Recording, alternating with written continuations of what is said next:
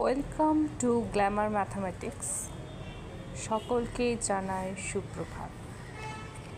আজকে আমাদের টপিক কিভাবে আমরা বহুভুজের কর্ণ বার করব। বিভিন্ন competitive exam CGL, CGL, CHSL এই সমস্ত পরীক্ষায় খুব প্রশ্ন আসছে আজকাল যে কিভাবে আমরা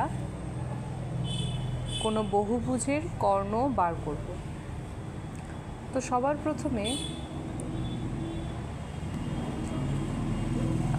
এটা একটা 3টে বাহু বিশিষ্ট বহুভুজ অর্থাৎ ত্রিভুজ। এর ক্ষেত্রে কর্ণ হচ্ছে 0।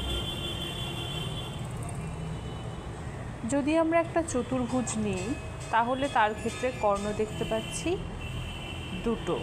যদি আমরা একটা পঞ্চভুজ নিই তার ক্ষেত্রে কর্ণ দেখতে পাচ্ছি 1টা, 2টো, 3টে, 4টে, 5টা। কিন্তু এভাবে ত্রিভুজ, চতুর্ভুজ, পঞ্চভুজের ক্ষেত্রে হয়তোবা আমরা এভাবে বার করতে পারছি, কিন্তু যখন একটা 10 বাহু বিশিষ্ট একটা বহুভুজের কথা বলবে সেক্ষেত্রে এইভাবে সম্ভব নয় এবং সেক্ষেত্রে সেটা অনেক সময় সাপেক্ষ।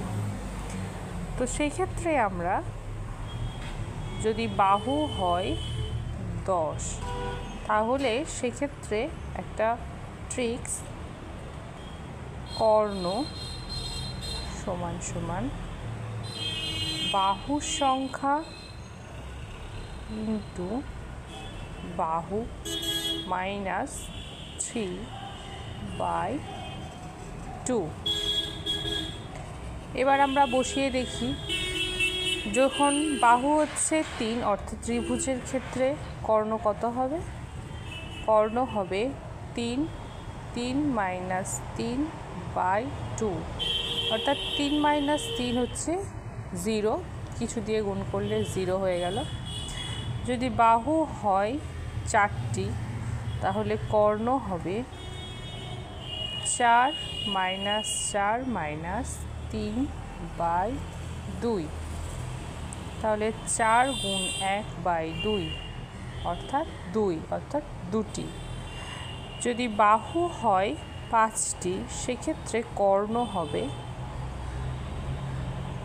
5 - 3/2 অর্থাৎ 5 × 2/2 অর্থাৎ 5।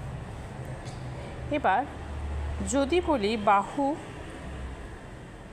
10টি তাহলে কর্ণ হবে 10 - 3/2 অর্থাৎ 10 - 7/2 অর্থাৎ 35। তাহলে 10টা বাহু বিশিষ্ট বহুভুজের ক্ষেত্রে কর্ণ হচ্ছে 35।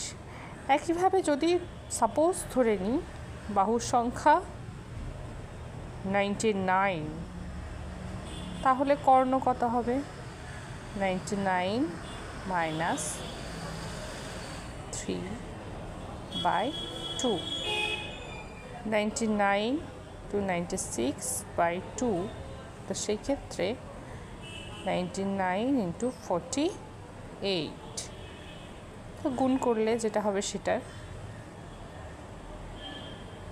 তো এইভাবে আমরা সলভ করে থাকবো যে কীভাবে কর্ণ আমরা বার করব।